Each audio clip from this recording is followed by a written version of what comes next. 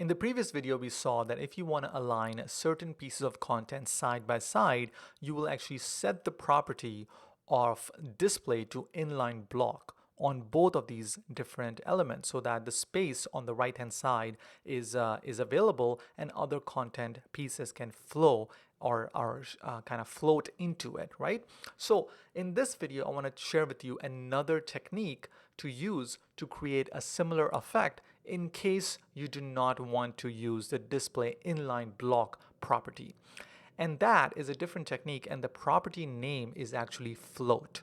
So I'm going to go back to my code, remove the display inline block from both of these properties, save, refresh, and you see this is just sequential code. So one div, second div, third div, and over here I'm just simply coloring and adding borders. The sidebar is actually 30% width and the main content is actually 65% width. So basically you see the width as well over here. Now the technique, here it goes.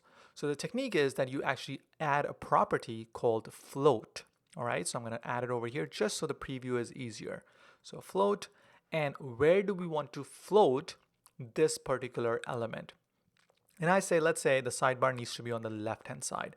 So I'm going to put in left like such.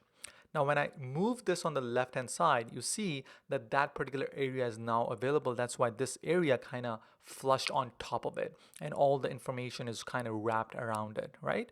So that is one particular side effect that happens. Let's say if this is an image that you have over here, right? This is an image and you want to wrap the content around it. That's a very good technique for that, to float one particular image over here and the rest of the content kind of is around it.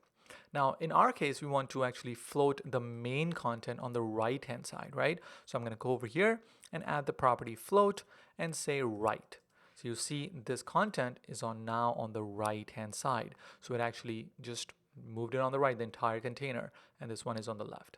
Now, one side effect that happens when you're using float instead of display inline block is this particular element which is remaining kind of finds the space between and just kind of squishes inside the space that's available, because that's the space which is available now.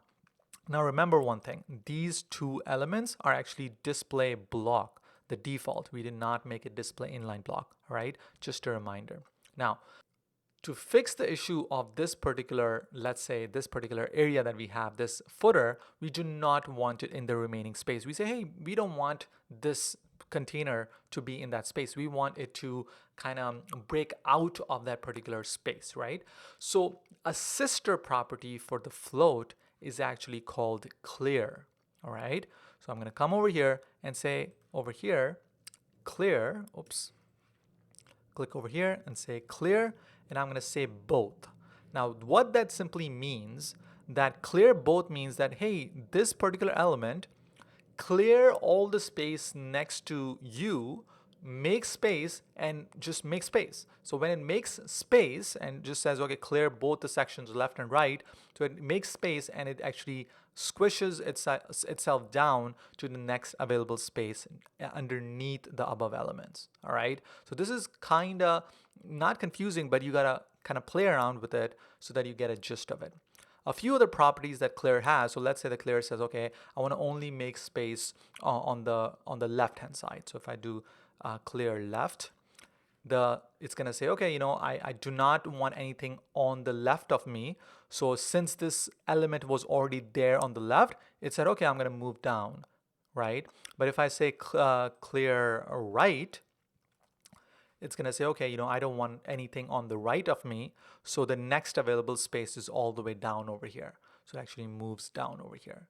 So that's a technique to use instead of display inline block when you want to float content on different sections, and also if you want to break out of the float and you want certain elements to be outside of it, you actually put it as clear, right, left, or both, depending on what space you want it at.